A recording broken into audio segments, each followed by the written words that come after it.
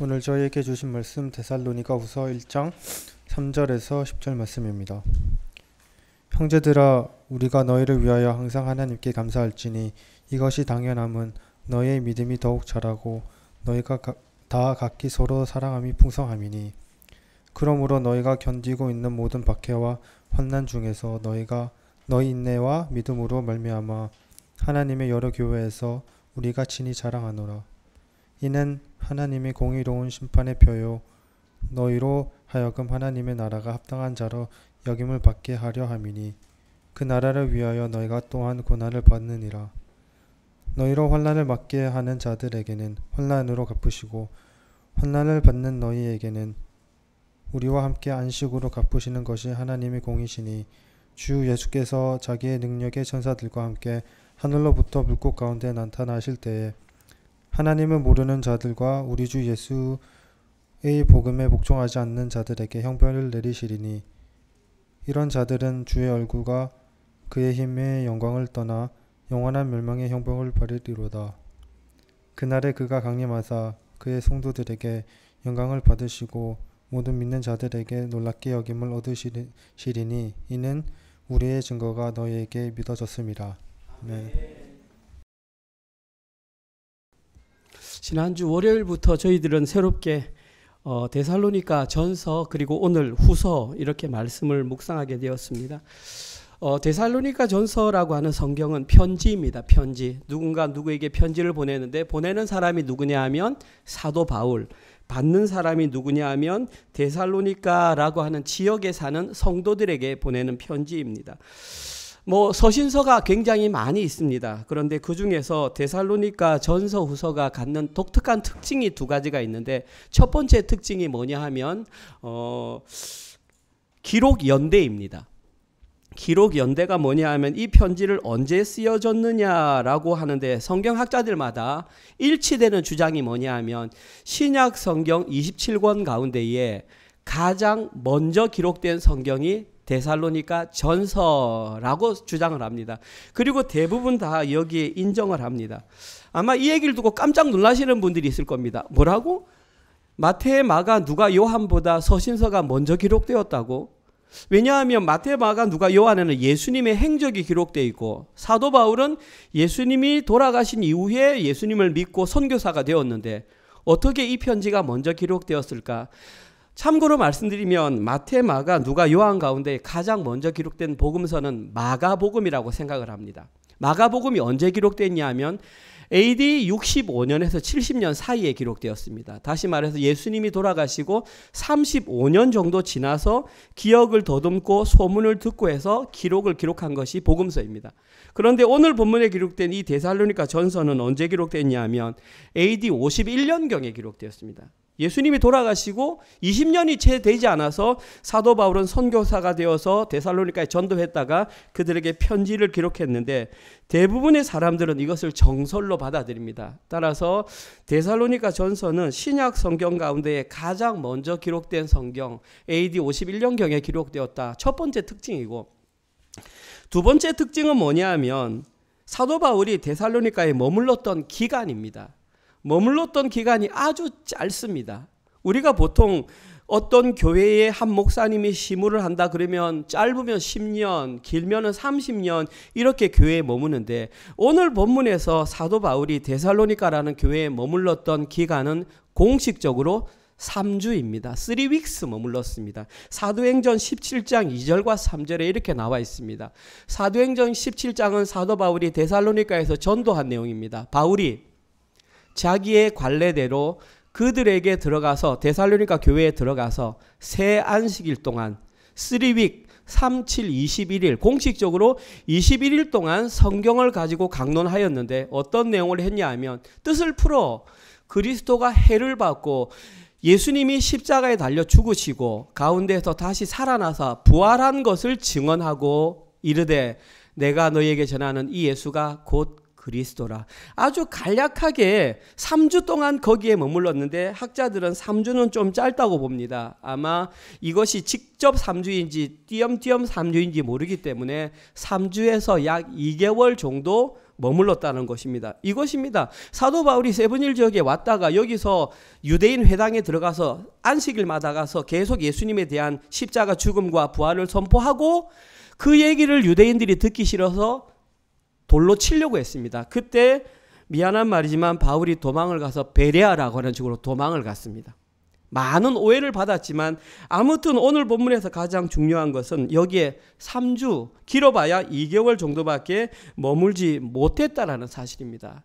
이것이 데살로니가 전후서가 갖는 가장 독특한 특징인데 또 다른 하나의 특징을 얘기하라고 하면 내용입니다. 데살로니가 전후서에는 공통적으로 등장하는 내용이 종말론에 관하여 기록되어 있습니다. 종말론이 뭐냐 하면 언젠가 세상의 끝은 있다. 그것을 알려주는 것이 종말론입니다.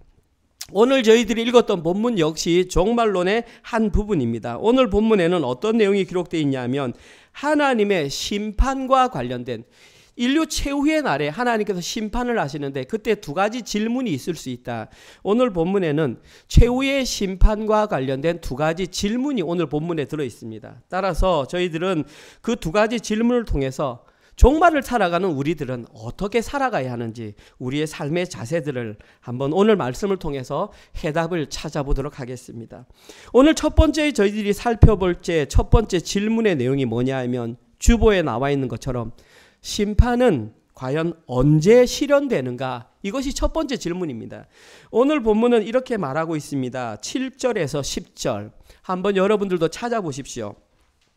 환난을 받는 너희에게는 우리와 함께 안식으로 갚으시는 것이 하나님의 공이시니 주 예수께서 자기의 능력으로 천사들과 함께 하늘로부터 불꽃 가운데에 나타나실 때에 하나님을 모르는 자들과 우리 주 예수의 복음에 복종하지 아니하는 자들에게 형벌을 내리시니 이런 자들은 주의 얼굴과 그의 힘의 영광을 떠나 영원한 멸망의 형벌을 받으리로다. 그날에 그가 강림하사 그의 성도들에게서 영광을 받으시고 모든 믿는 자들에게서 놀랍게 여기심을 얻으시리니 이는 우리의 증거가 너희에게 믿어졌음이라. 여기에서 첫 번째 질문, 하나님의 심판은 과연 언제 실현되는가? 사랑하는 성도님들은 일상을 살아가다가 종말에 관하여 얼마나 자주 생각을 하고 이렇게 떠올리십니까? 만약에 종말에 관해서 떠올리는 순간이 있다면 가장 먼저 드는 질문이 무엇입니까? 그 질문은 바로 오늘 제가 말씀드렸던 그 질문입니다. 하나님의 심판은 과연 언제 실현되는가? 제가 이렇게 말씀드릴 수 있는 이유는 지금까지 기독교가 존재해오면서 이단이 발생했는데 이단이 발생한 것 중에 가장 많은 퍼센테이지로 발생한 이단이 예수님은 언제 다시 오시는가? 하나님의 최후의 심판은 언제 실현되는가였습니다. 우리 젊은 친구들은 기억하지 못하겠지만 저와 동년배를 살아가시는 분들은 명확하게 기억합니다. 1992년 맞습니까? 92년 10월 28일 다미 선교회라는 곳에서 한 1년 전부터 하나님으로부터 음성을 들었는데 예수님이 1992년 10월 28일 날 이 땅 가운데에 한국에 임한다라는 그런 메시지를 1년 동안 계속 떠들었습니다. 처음에는 사람들이 반응도 안 했습니다. 그런데 시간이 지날수록 그날이 다가올수록 사람들이 굉장히 동요하고 심지어 어떤 일까지 했냐면 그 교회 앞에 그 당시 MBC, KBS 생방송을 진행했습니다. 10월 28일 12시 카운트다운이 되면 과연 저들에게 어떤 현상이 일어날까? 결과적으로는 아무 일도 안 일어났습니다. 제가 방금 말씀드린 것처럼 역사적으로 많은 사람들이 궁금해했던 것이 과연 예수님은 언제 오는가? 오늘 본문은 여기에 정확한 대답을 주고 있습니다. 10절입니다.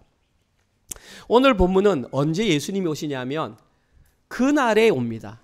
그날이 언제냐면 그가 강림하시는 그날 최후의 심판이 일어납니다. 성경은 명확하게 말합니다. 그날 그가 강림하시는 그날 이루어진다. 저기 기록된 강림하다라는 단어의 원어는 엘코마이입니다.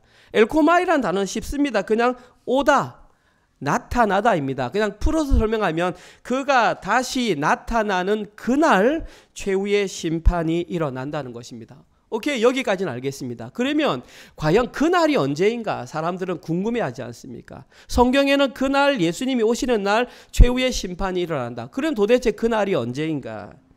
데살로니가 전서 5장 1절과 3절에는 그날을 이렇게 말합니다. 지난주 말씀 본문입니다. 형제들아, 때와 시기에 관하여는 너희에게 쓸 것이 없다. 쓸 것이 없다라는 말은 조금 반대로 표현하면 자기도 모른다는 말입니다. 2절, 주의 날이 밤에 도둑같이 이룰 줄을 너희 자신이 자세히 알기 때문이라. 그들이 평안하다 안전하다 할 그때에 임신한 여자에게 해산의 고통이 이름과 같이 멸망이 갑자기 그들에게 이르니니 결코 피하지 못하리로다.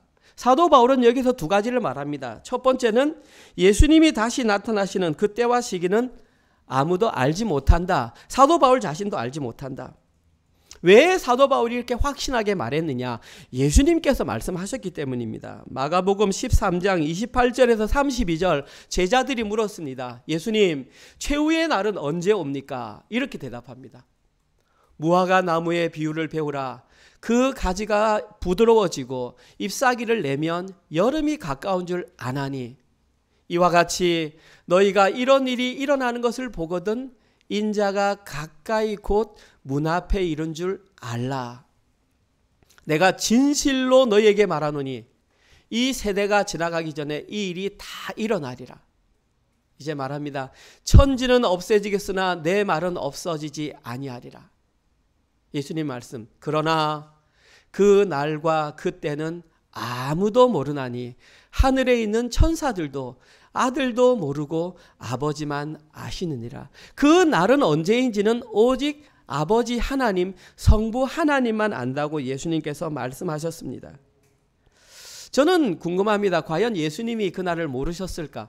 개인적으로 저에게 묻는다면 저는 안다고 생각합니다. 그런데 예수님께서는 모르고 오직 아버지만 안다고 말했느냐? 여기에서 예수님께서 말씀하시고 싶은 것은 하나님의 절대 주권을 강조하는 것입니다. 하나님만이 가지신 고유의 권한이 있고 아들이신 예수님이 가진 권한이 있고 성령 하나님이 가진 권한이 있듯이 저 권한은 성부 하나님의 권한에 속한 거기 때문에 내가 안다고 할지라도 그 말은 말할 수 없다라는 것입니다. 삼위일체 하나님은 서로 모르는 것이 없습니다. 그러나 예수님은 그렇게 말씀하실 수밖에 없었습니다. 두 번째 저희들이 알 수 있는 것은 징조는 알 수 있다는 것입니다. 오늘 본문에는 도둑같이 갑자기 임하신다고 했는데 어떤 예를 들었냐면 임산부가 출산하는 예를 들었습니다. 한번 보십시오. 우리는 임산부가 아이를 언제 낳는지 정확한 날짜는 모릅니다. 그런데 배가 불러오면서 여러 가지 증상들을 통해서 그 일이 가까워 왔다는 것을 알 수 있습니다. 다시 말해서 우리는 징조를 통해서 충분히 마지막 날을 준비할 수 있다는 것입니다. 쉽게 말해서 그 날이 다가오기 전에 징조를 통해서 미리 준비하라 우리에게 말씀하고 있습니다. 만약에 그렇지 않으면 준비되지 않은 상태로 예수님을 딱 맞이하는 순간 그때에는 상상하기도 힘든 결과를 우리가 맞이하게 될 것이다. 다시 말해서 징조가 있을 때에 우리는 주께로 돌이키는 지난주 설교 제목에 의한다면 하나님과 화평의 관계를 예수님이 오시기 전에 이루어야 한다는 것입니다. 하나님과 화평의 관계를 이루는 것은 이 땅을 살아가면서 하나님 절대 의존적인 존재를 그 전에 체험해야 된다는 것입니다. 그렇지 않으면 정말 당황스러운 결과를 맞이하게 된다. 오늘 본문에는 그때와 관해서 한 가지 더 정보를 알려주고 있습니다. 오늘 본문 7절입니다. 오늘 본문 7절에는 예수님께서 이 땅 가운데 올 때에 나타나는 동반되는 현상을 이렇게 밝히고 있습니다. 환난을 받는 너희에게는 우리와 함께 안식으로 갚으시는 것이 하나님의 공이시니 보십시오. 주 예수께서 자기의 능력의 천사들과 함께 하늘로부터 불꽃 가운데 나타나십니다. 첫 번째 나타나는 현상, 혼자 오시는 것이 아니라 천사들과 함께 내려오신다라는 것입니다. 천사들과 함께 내려온다. 이미 지난주에 우리는 배웠습니다. 데살로니가전서 4장 16절. 데살로니가전서 4장 16절. 예. 이렇게 나와 있습니다. 주께서 호령과 천사장의 소리와, 천사장은 천사들을 이끄는 무리의 대장을 말합니다. 예수님께서 큰 호령과 함께 천사장, 천사들과 함께 소리와 하나님의 나팔 소리로 친히 하늘로부터 강림하시니, 나타나시니 그리스도 안에서 죽은 자들이 먼저 일어나고, 그러니까 최후의 심판의 나팔 소리가 빰빠밤 울리면 어떤 현상이 일어나냐면 죽은 자들이 먼저 일어납니다. 저기 죽은 자가 누구냐 하면 예수님을 믿다가 예수님이 오시기 전에 돌아가신 자들. 그러니까 우리가 만약에 예수님을 믿다가 우리가 죽기 이후 전까지 예수님께서 안 오시면 믿다가 죽은 자들입니다. 예수님이 재림하실 때에 죽은 자들이 먼저 일어납니다. 그리고 살아있는 자들이 죽은 자들과 함께 그 이후에 순서가 그렇다, 지금 이렇게 말하고 있습니다. 두 번째 예수님이 나타나시는 것은 하늘로부터 불꽃 가운데 나타난다. 여기서 말하는 불꽃이 의미하는 것은 심판을 집행하는 하나의 상징입니다. 왜냐하면 구약 성경에 나타나신 하나님은 반드시 불꽃과 함께 나타났습니다. 특별히 모세가 시내산에서 하나님의 말씀을 받을 때에 불꽃 가운데 나타나시고, 엘리야에게 나타나셨을 때도 불꽃 가운데 나타나시고, 따라서 오늘 본문에서 불꽃 가운데 나타나신다는 것은 심판주의 모습으로 나타난 것입니다. 너무나 감사한 것은 지난 한 달 동안 저희들은 요한계시록과 스가랴 말씀을 묵상하면서 심판주로 오시는 예수님의 모습을 정확하게 배웠습니다. 한 번만 더 반복하겠습니다. 요한계시록 19장 14절에서 16절입니다. 예수님은 이렇게 나타나십니다.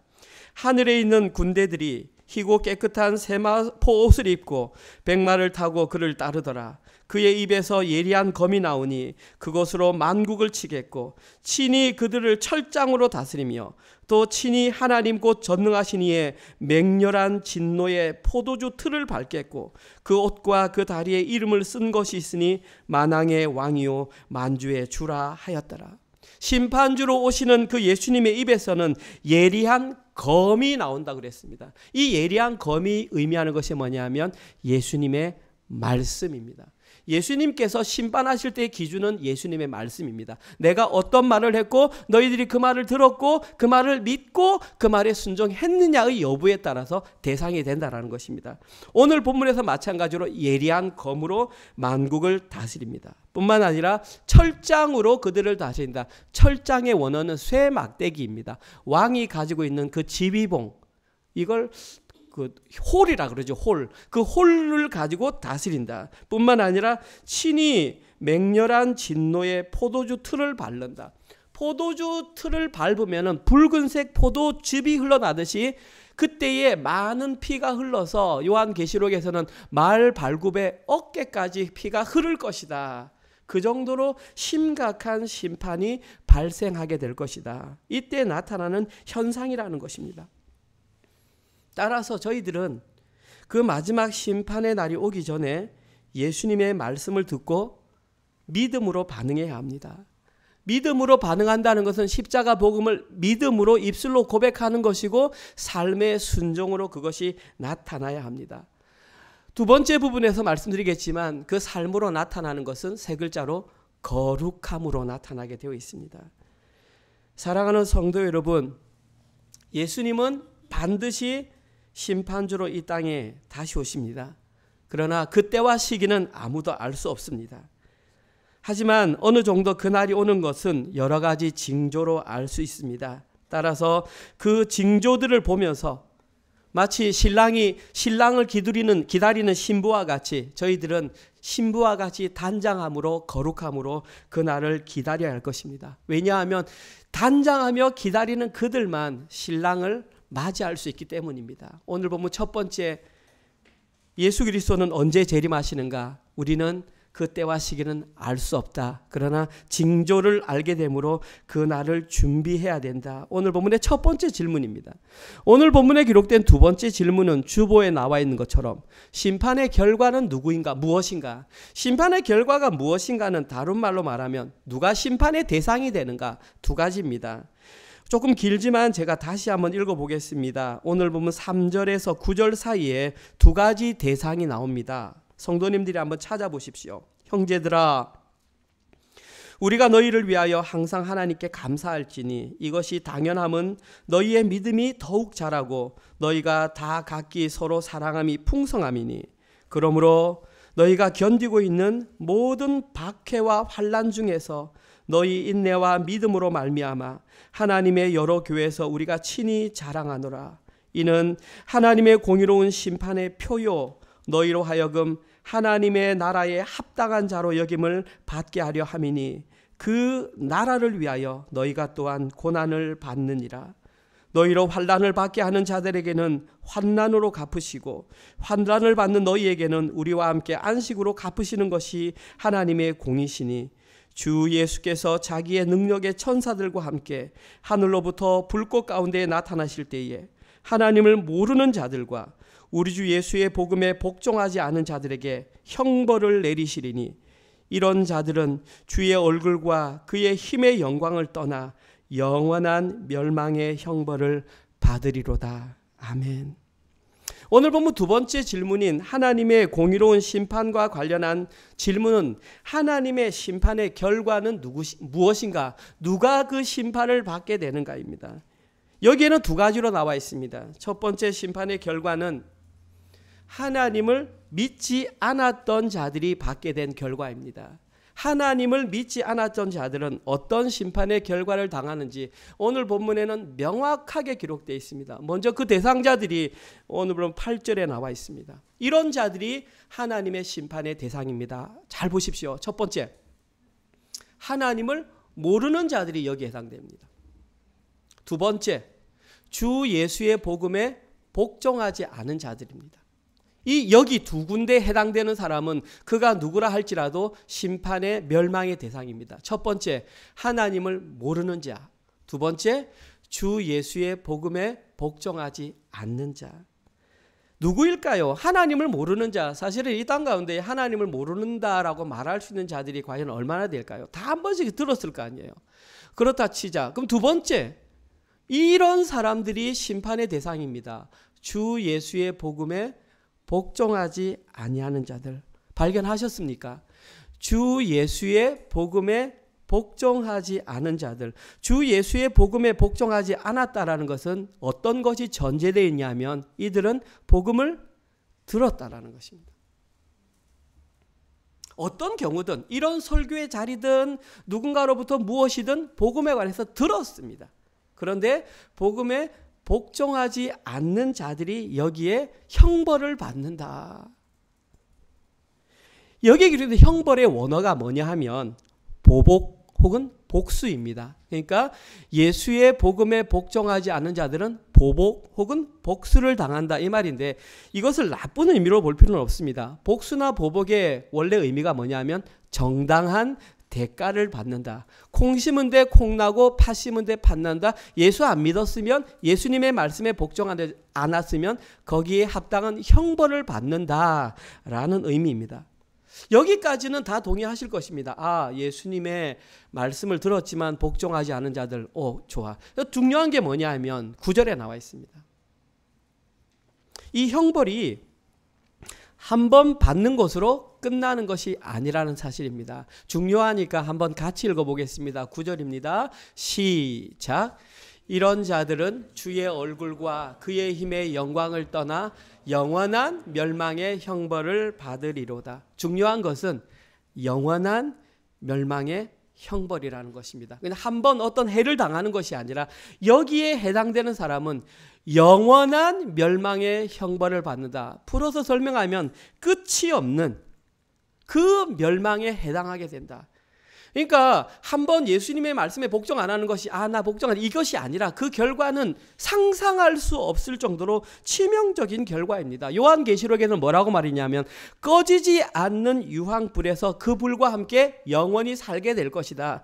요한계시록에서 명확하게 말하고 있습니다. 뿐만 아니라 예수님은 살아생전에 이렇게 말씀하셨습니다. 마태복음 25장 46절.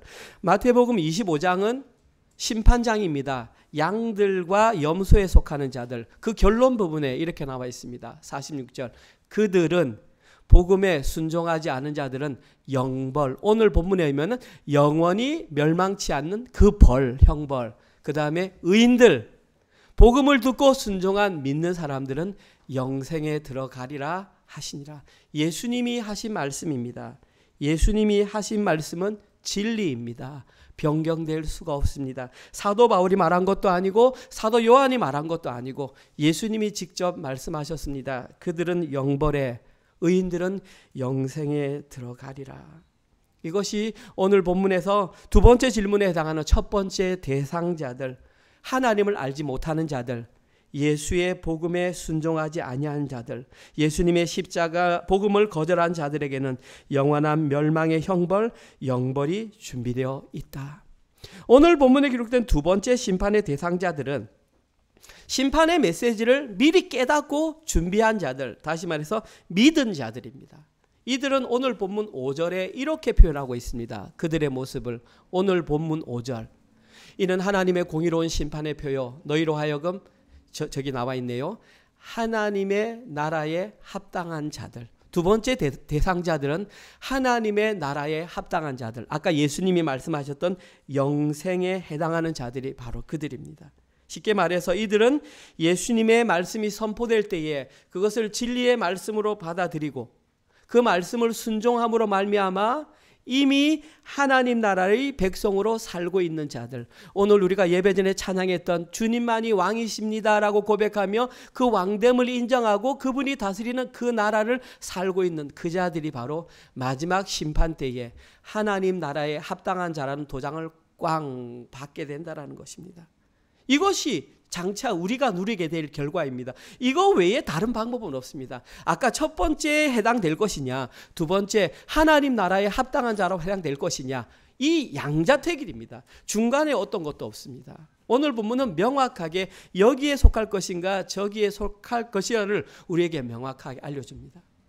이해할 수 있습니다. 그런데 중요한 것은 하나님 나라에 합당한 자들에게는 분명한 표시가 있습니다. 그 표시가 뭐냐 하면 이는 하나님의 공의로운 심판의 표요. 그러면 여기서 말하는 이는이 무엇일까요? 그 인어는 3절과 4절에 나와 있습니다. 하나님 나라에 합당한 자들에게는 이것이 나타납니다. 형제들아, 우리가 너희를 위하여 항상 하나님께 감사하노니 이것이 당연함은 너희의 믿음이 더욱 자라고 너희가 다 각기 서로 사랑함이 풍성함이니 이때 무엇이 나타나느냐? 그러므로 너희가 견디고 있는 모든 박해와 환난 중에서 첫 번째 나타나는 특징이 박해라고 합니다. 인정하긴 싫지만 이 땅 가운데에 하나님 나라의 백성으로 살아가는 자들에게 나타나는 첫 번째 현상은 박해. 여기서 말하는 박해의 원어적인 의미가 뭐냐 하면 사냥개가 사냥감을 쫓아가는 모습을 박해라고 합니다. 그냥 툭툭 몇 마디 치는 것이 아니라 사냥개가 먹이를 발견하고 그 먹이를 쫓아가는 그 집요함, 그때에 느끼는 그 압박감을 박해라고 합니다.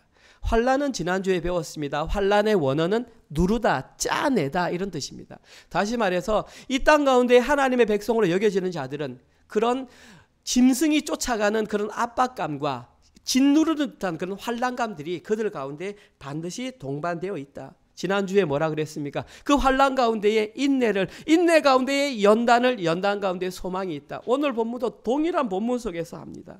이처럼 하나님 나라에 들어가기에 합당한 자들은 그와 같은 고난을 겪어야 합니다. 그러면 그와 같은 고난의 모습이 무엇일까요? 그 당시의 시대별로 다 다를 것입니다. 이 시대에는 그 당시와 같은 압박감의 모양은 없습니다. 그러면 이 시대의 압박감은 무엇인가? 사람마다 다르겠지만 재정의 압박일 수 있고요. 건강의 압박일 수 있고요. 인간관계의 압박일 수 있습니다. 모양은 다 다릅니다. 하지만 그 어떤 형태의 박해나 환난이 우리 가운데 나타난다는 것입니다. 그러나 그들은 결코 여기에 흔들리지 않습니다. 왜냐하면 저기에 보니까 그들에게는 인내와 믿음이 있기 때문입니다. 저기에 기록된 인내라고 하는 단어는 아래에 머물다라는 뜻입니다. 그 환난과 박해 아래에 머물러서 믿음으로 말미암아 끝까지 견뎌내는 그 결과 그들은 우리가 친히 자랑하노라. 이 말은 내가 너희를 칭찬한다. 여러 교회에다가 있잖아, 데살로니가 교회에는 내가 21일밖에 머물지 못했는데 그들은 환난과 박해 가운데서도 참았단다. 내가 이것을 여러 교회에 자랑한다. 얼마나 큰 칭찬이겠습니까? 하나님께서 우리 은혜로 장로교를 향하여 그런 칭찬을 내리시면 이보다 더 큰 칭찬이 어디 있겠습니까? 그때에 우리에게 주시는 상급이 뭐냐 하면 오늘 보면 7절에 나와 있습니다. 환난을 받는 너희에게는 우리와 함께 안식으로 갚는 것이 너희의 상급이다. 하나님께서 인내와 믿음으로 말미암아 그 박해와 환난을 견딘 자에게 주시는 상급이 뭐냐 하면 안식을 주십니다. 이 안식은 말 그대로 하나님께서 천지 창조를 하시고 7일간 쉬셨던 그 안식을 의미할 수도 있습니다. 그러나 그 글자적인 뜻은 이런 것입니다. 안식은 두 글자가 합쳐져 있습니다. 하나는 뭐뭇을 향하여라는 단어와 보내다라는 뜻입니다. 향하여 보내면 어떤 일이 발생하냐면 팽팽했던 활줄이 느슨해지는 상태를 말합니다. 그것이 안식입니다. 팽팽해. 화살을 쏘기 위해서는 그 줄이 팽팽해야 되는데 화살을 쏘지 않을 때는 풀어놓기 때문에 느슨한 상태가 됩니다. 기타도 마찬가지입니다. 기타를 오랫동안 치지 않으면 줄을 풀어놔야 그 넥이 상하지 않습니다. 마찬가지로 줄을 풀어서 느슨한 상태를 원어적으로 안식이라고 말합니다. 다시 말해서 쉽게 말해서 이 말입니다.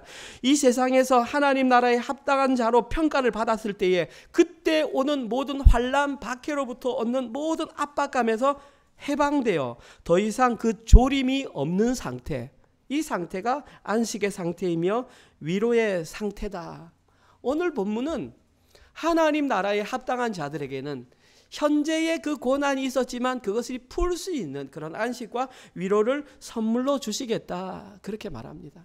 그러면 지금은 그 말에 의하면 이 땅을 살아갈 때에는 하나님의 백성으로서 져야 할 짐이 환난과 고난이라는 것입니다. 이것은 복음을 가슴에 안고 살아가는 사람에게는 피할 수 없는 운명입니다. 작년 말이죠. 그렇죠. 우리가 이 표현을 정했던 것이 디모데후서 1장 8절에서 너희는 복음과 함께 고난을 받으라. 그렇게 할 수밖에 없었던 것이 사도 바울이 고난은 디폴트 값이기 때문입니다. 세상과는 다른 방식으로 살아갈 때에 우리에게는 그것을 해석하는 방법들이 고난으로 다가올 수밖에 없다라는 것입니다. 그런데 주님을 만나게 되는 순간 그것이 줄이 확 풀려서 안식으로 편안하게 위로의 상태가 언제 일어나느냐, 마지막 주님께서 오시는 날 너희들은 충분히 쉬어라는 안식을 준다라는 것입니다. 저는 이 부분을 마무리하기에 앞서서 더 중요한 것이 그러면 어떻게 그런 안식을 누릴 수 있는가? 오늘 본문은 이렇게 말하고 있습니다. 3절을 다시 한번 틀어주시기 바랍니다. 그런 안식을 받을 수 있는 사람은 감사한다. 왜?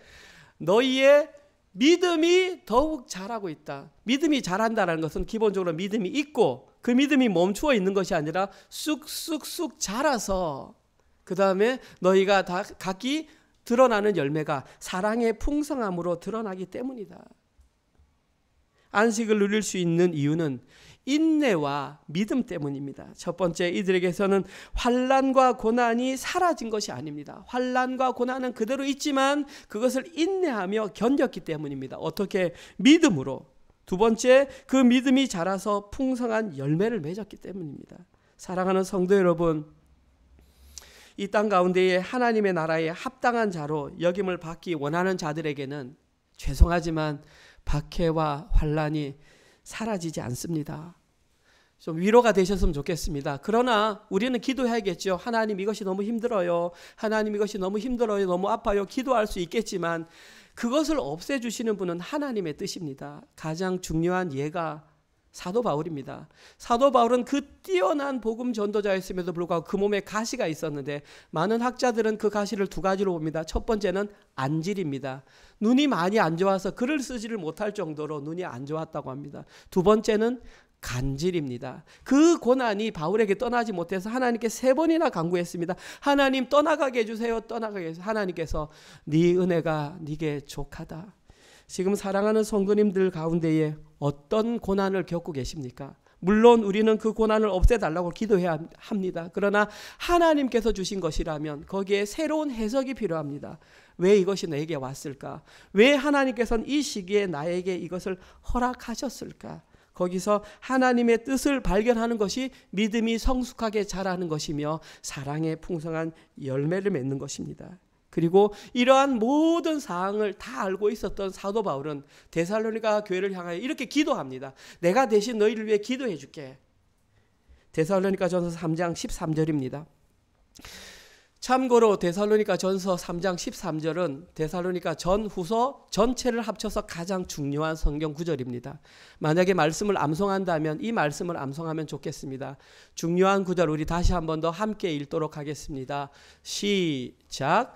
너희 마음을 굳건하게 하시고 우리 주 예수께서 그의 모든 성도와 함께 강림하실 때에 하나님 우리 아버지 앞에서 거룩함에 흠이 없게 하시기를 원하노라. 너희들이 그 힘들고 어려운 상황 가운데서 한 가지만 지켜. 그 한 가지가 뭐냐 하면 바로 거룩함이야. 힘든 거 내가 다 알고 있어. 나도 아파. 함께 기도할게. 그러나 한 가지는 놓치지 마. 그것이 바로 거룩함이야. 거룩함은 제발 잃어버리지 마. 하나님께서 나타나실 때에 다른 거 안 봐. 네 믿음의 거룩함만 봐.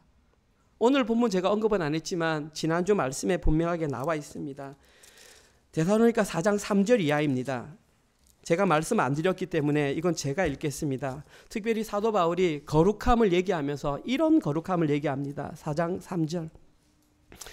하나님의 뜻은 이것이니 너희의 거룩함이라. 곧 음란을 버리고 각각 거룩함과 존귀함으로 자기의 아내 대할 줄을 알고 하나님을 모르는 이방인과 같이 세교육을 따르지 말고 이 일에 분수를 넘어서 형제를 해하지 말라. 이는 우리가 너희에게 미리 말하고 증언한 것과 같이 이 모든 일에 주께서 신원하여 주심이니라. 사도 바울은 거룩을 얘기하면서 성적인 거룩을 얘기하고 있습니다. 왜 성적인 거룩을 얘기했을까요? 그것은 그 시대의 배경 때문입니다. 그 당시 편지를 쓰고 있는 데살로니가라고 하는 도시는 로마의 지배를 받고 있었는데 로마의 지배를 받고 있었다는 것은 헬라의 다양한 신들을 섬기고 있었고 이집트의 신들을 섬기고 있었고 그 외에 다양한 신들을 섬기고 있었습니다. 이 다양한 신들의 공통점이 뭐냐면 음란입니다. 그래서 그 당시 데살로니가 사람들이 살아가는 삶 가운데에 음란은 그냥 기본값이었습니다. 자기 아내 외에 다른 여인들과 함께 성관계 갖는 것이 아무런 문제가 되지 않던 시대였습니다. 사도 바울이 딱 갔더니 눈이 확 돌아갈 거 아닙니까? 뭐 이런 데가 다 있어. 그래서 십자가 복음을 전하고 3주밖에 안 됐지만 너희들은 거룩해야 돼. 너희들은 여기와 다르게 살아야 돼. 특별히 성적으로 다르게 살아야 돼. 이렇게 말하고 있는 것입니다. 저는 이 말씀을 들으면서 우리 은혜로 장로교를 생각했습니다. 우리 사랑하는 은혜로 장로교회에 지켜져야 할 것이 거룩함입니다. 특별히 그 가운데에 성적인 거룩함이 지켜져야 합니다. 기존에 결혼하셨던 우리 모든 성도님들은 당연히 잘 지키고 계시리라고 생각합니다. 단 한 톨도 여기에 대해서 어긋나면 안 됩니다. 두 번째, 결혼하지 않은 우리 청년, 청소년들에게 말씀드립니다. 결혼은 신성한 것이고 성관계는 결혼 안에서만 이루어져야 됩니다. 그 외에 어떤 것도 어떤 합리화도 어떤 사회적 문화도 거룩함을 훼손하는 것입니다. 제가 다시 한번 말씀드립니다. 성관계는 결혼 안에서만 이루어지는 거룩한 것입니다. 어떤 미혹이 와도 어떤 유혹이 와도 그 거룩함을 깨지 마시기를 제가 당부드립니다. 이것을 지켜내는 자와 지켜내지 못하는 자들은 상황이 다릅니다. 그러나 제가 한 가지 말씀드릴게요. 데살로니가 전서 사람들이 이 사도 바울의 말을 듣기 전에는 그것이 일상으로 살아갔기 때문에 문제가 되지 않습니다. 중요한 것은 이 말을 듣고 예수님을 만난 이후의 문제라는 것입니다. 마찬가지로 저희들 마찬가지. 우리가 과거에 어떻게 살았던 문제가 되지 않습니다. 예수님을 만나서 회개하는 순간 예수님께서 모든 죄를 용서해 주셨습니다. 아멘. 문제는 이 설교를 들은 이후에도 그것을 지속하느냐의 문제입니다. 그 이전까지는 몰랐기 때문에 혹은 배운 적이 없기 때문에 그럴 수 있습니다. 사회 분위기가 그럴 수 있다. 오케이. 됐지. 그러나 이후에 이 말을 듣고 그런 일들이 있다면 틀림없이 하나님의 뜻에 어긋나는 것입니다. 당부드립니다. 명백하게 철저하게 우리가 지켜야 할 것은 성적인 거룩함입니다. 참된 안식은 그런 거룩함이라는 울타리 안에 있을 때에만 참된 안식을 누릴 수 있습니다. 얼마나 힘들고 어렵겠습니까? 모든 세상이 나와 다르게 흘러가는데 왜 우리는 그렇게 살아야 돼? 라고 하는 것이 어쩌면 우리가 느껴야 할 환난과 박해 가운데 하나일 것입니다. 그러나 그 거룩함을 지켜낼 때에 하나님께서 말씀하시는 하나님 나라에 합당한 자를 평가를 받게 되는 것입니다. 그것이 우리가 가져야 할 소망이며 우리가 가져야 될 위로입니다. 만약에 그 거룩함을 잃어버리게 된다면 우리는 마지막 날 영원한 멸망이라는 형벌의 대상자로 마주하게 될 것입니다. 하나님의 엄중한 위로와 경고의 말씀으로 들으셨으면 감사하겠습니다. 오늘 설교를 마무리하겠습니다. 오늘은 호주에서 명절 가운데 하나의 지키는 Father's Day입니다. 예배 후에 많은 시간들을 좋은 시간을 가지면 좋겠습니다. 전통적으로 호주에서는 Father's Day가 되면 가족들이 함께 야외에 나갑니다. 그래서 BBQ를 하거나 아니면 피크닉을 즐기거나 또 해변에 가서 이렇게 이제 마주오는 여름을 맞이하는 사람들도 있습니다. 저는 참 좋은 전통이라고 생각합니다. 그리고 우리도 동참할 수 있는 문화라고 생각합니다. 그런데 왜 사랑하는 성도님들은 이 좋은 파더스데이에 이 자리에 나와 계십니까? 왜 이렇게 화창하고 좋은 날 여기에 앉아서 예배를 드리고 있습니까? 저는 사랑하는 성도님들이 여기에 나와 있는 이유는 두 가지라고 생각합니다. 첫 번째, 우리는 하나님의 심판이 명확하게 있다는 것을 언젠지는 모르지만 알고 있기 때문입니다. 두 번째, 우리는 그 결과가 어떠하다는 것을 알고 있기 때문에 우리는 그곳을 선택하지 않고 이 예배의 자리를 선택했다라는 사실입니다. 어쩌면 저희들의 이러한 선택이 이 땅을 살아가는 우리들에게는 환난과 핍박의 모양처럼 보일 수 있습니다. 그러나 우리는 이것을 당연시해야 합니다. 왜냐하면 하나님 나라에 합당한 자들은 반드시 그에 걸맞는 경건한 삶을 살아내야 하기 때문입니다. 저는 이 가운데 하나의 예가 뭐냐 하면 바로 예배라고 생각합니다. 사랑하는 성도 여러분, 예배는 종교의식이 아닙니다. 그냥 월화 수목 금토 일 일요일이 되었으니까 부모님의 손을 잡고 오는 그 날이 아닙니다. 우리가 주일날 예배 드리는 예배는 하나의 저항입니다. 저항. 세상에 대해서 저항하는 것입니다. 당신들은 이렇게 살아가지만 우리는 말씀대로 살아간다. 두 가지 저항입니다. 첫 번째, 우리는 이 주일 예배를 통하여 시간의 주인이 하나님을 철저하게 인정합니다.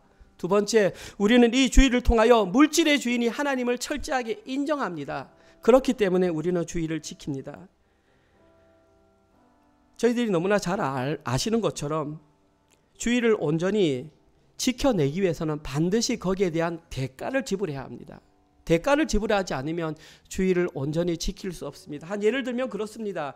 어떤 사람이 가게를 한다고 봤을 때에 주일날 가게 문을 닫고 교회에 참석하여 예배를 드린다는 것은 엄청난 결단이 있습니다. 왜냐하면 일단 주일날 문을 열기만 하면 그날 벌어들이는 수익은 평일에 1.5배, 2배 이상의 수익을 벌어들이기 때문에 그가 문을 닫는다는 것은 그만큼 수입을 포기한다는 의미입니다. 뿐만 아니라 그 외에 관련된 여러 가지 많은 혜택들을 포기한다는 것입니다.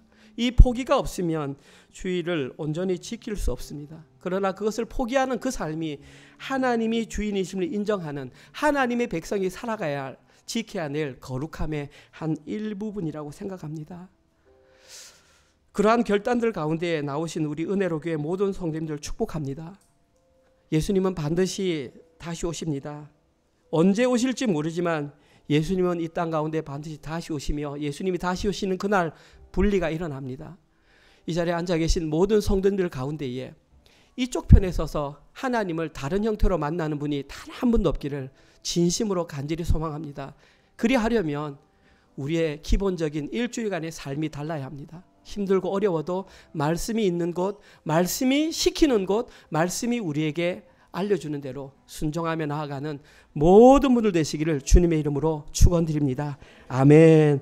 주님, 그렇습니다. 주님께서 천사와 함께 나팔 불 때에 그날 마지막 심판의 역사가 일어나는 것을 오늘 본문을 통해서 배웠습니다. 그러나 그때와 시기는 우리는 알 수 없습니다. 다만 그 징조를 알므로 말미암아 날마다 깨어서 신부가 신랑을 기다리듯이 다시 오실 그 주님을 신랑을 맞듯이 기다리는 우리 모든 성도 되게 하여 주시옵소서. 그때에 우리가 준비해야 될 기름은 거룩함입니다. 하나님 아버지, 형제가 형제를 사랑하며 형제가 형제를 용서하며 형제가 성도를 위로하며 특별히 성적으로 거룩함을 지켜가여 주님께서 오시는 그날 우리가 잘 맞이할 수 있도록 사랑하는 우리 모든 은혜로 성도들을 지켜주시옵소서. 특별히 자라나는 우리의 청년들과 우리의 청소년들을 지켜주셔서 세상과는 다른 삶을 선택하는 것이 조금 힘들고 어렵지만 그것이 고난과 환난처럼 여겨질지라도 그것을 잘 지켜내어 하나님 앞에서 온전히 거룩한 자녀들로 살아내는 우리의 모든 자녀 될 수 있도록 축복하여 주시옵소서. 주님께서 우리에게 한 주간 동안 허락하셨던 직장과 사업체를 통하여 수입을 주셨습니다. 그 수입의 주인이 하나님임을 인정합니다. 그러한 마음으로 11조와 주정헌금과 감사헌금과 셀 모임 헌금과 또 예배 초소 헌금으로 하나님께 올려드렸습니다. 목적에 맞게 그 헌금이 잘 사용되게 하시고 특별히 많은 자들이 주께로 돌아오는 곳에 그 헌금이 사용될 수 있도록 은혜 내려 주시옵소서. 이제는 우리 주 예수 그리스도의 은혜와 하나님의 사랑하심과 성령님의 위로, 교통, 감화, 깨닫게 하심이 주님이 오실 날을 다시 맞이하며 그 징조를 바라보며 신부가 신랑을 기다리듯이 주님이 다시 오실 날을 거룩함으로 준비하기로 결단하는 사랑하는 모든 은혜로 교회 성도들 머리 위에와 우리의 자녀들 머리 위에, 그리고 지금 이 시간에도 세계 곳곳에 흩어져서 주의 복음을 증거하시는 사랑하는 선교사님들과 그들의 사역과 그들의 자녀들 머리 위에 지금부터 영원토록 함께 있을지어다. 아멘.